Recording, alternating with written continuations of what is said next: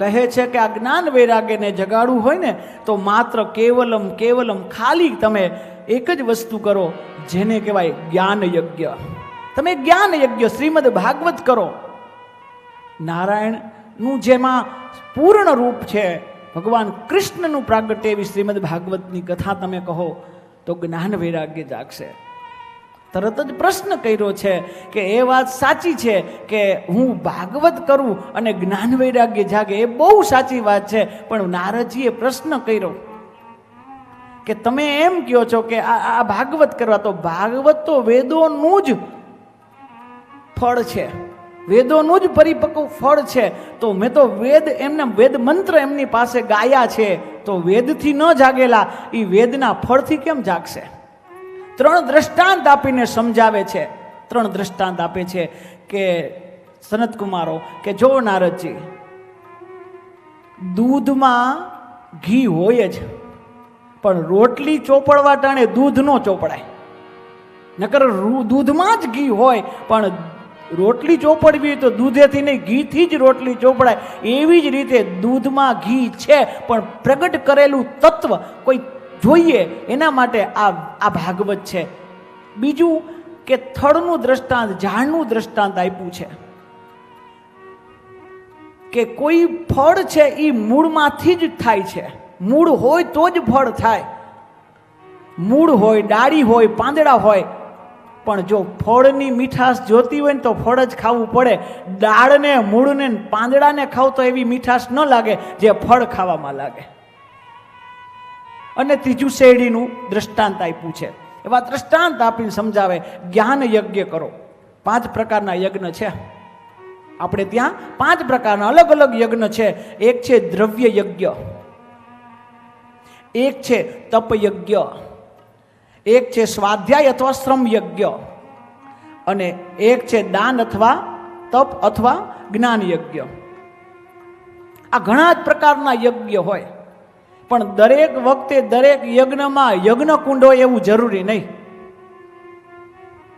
દરેક યજ્ઞમાં યજ્ઞ કુંડ હોય એવું જરૂરી નહીં. ઘણા પ્રકારના યજ્ઞ છે, પણ દરેક યજ્ઞમાં યજ્ઞ કુંડ ન હોય.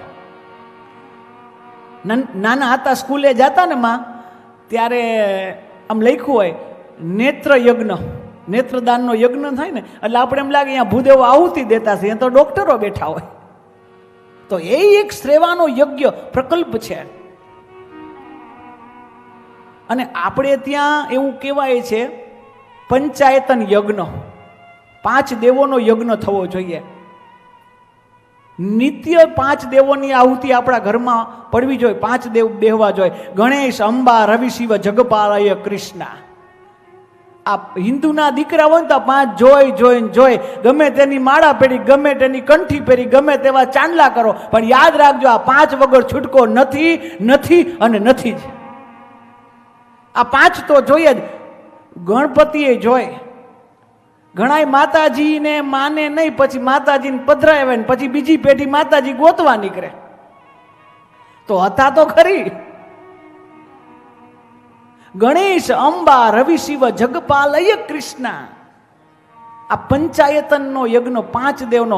અને સૌથી આનંદની વાત એ છે આપણા માટે, રોજ કંઈક આપણા માટે તો આનંદની હોય. કાલ આપણે તો શરૂઆત જ કથાની એવી થાય, માના જન્મોત્સવમાં આપણે કથા મળી અને એનું પહેલો દિવસ હોય, એટલે કાલ તો ખરેખર મંગલાચરણ સુંદર થઈ ગયું. અને આજ વળી એનાથી વિશેષ આનંદની વાત એ છે કે આપણે પંચાયતન યજ્ઞની વાત કરીએ.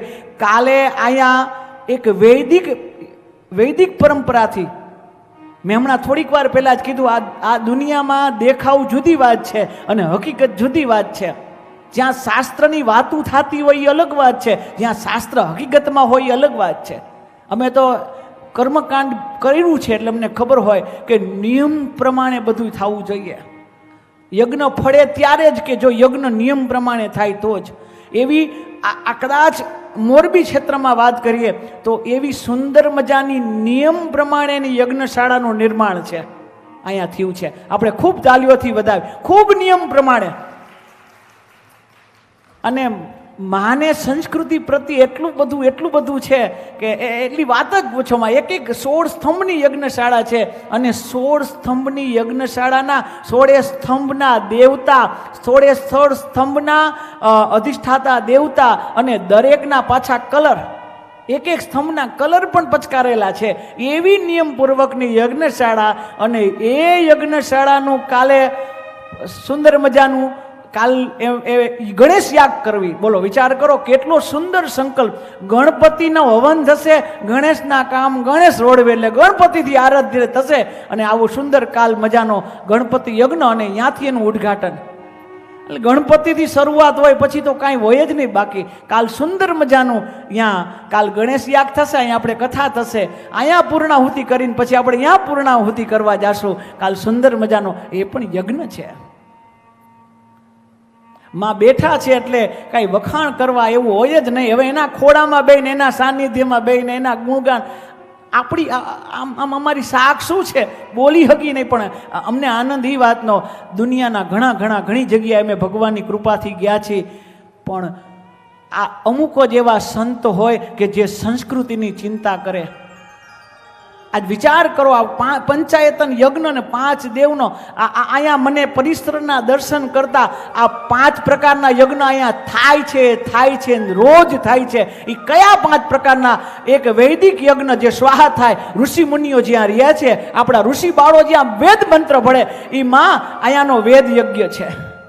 અહીંયાનો જે વેદ યજ્ઞ છે, અન્નપૂર્ણાનો યજ્ઞ આ બાજુ છે, જ્યાં બાળકોની સેવા થાય એ પણ યજ્ઞ છે, જ્યાં વૃદ્ધોની સેવા. આ નિત્ય 5 યજ્ઞ થાય.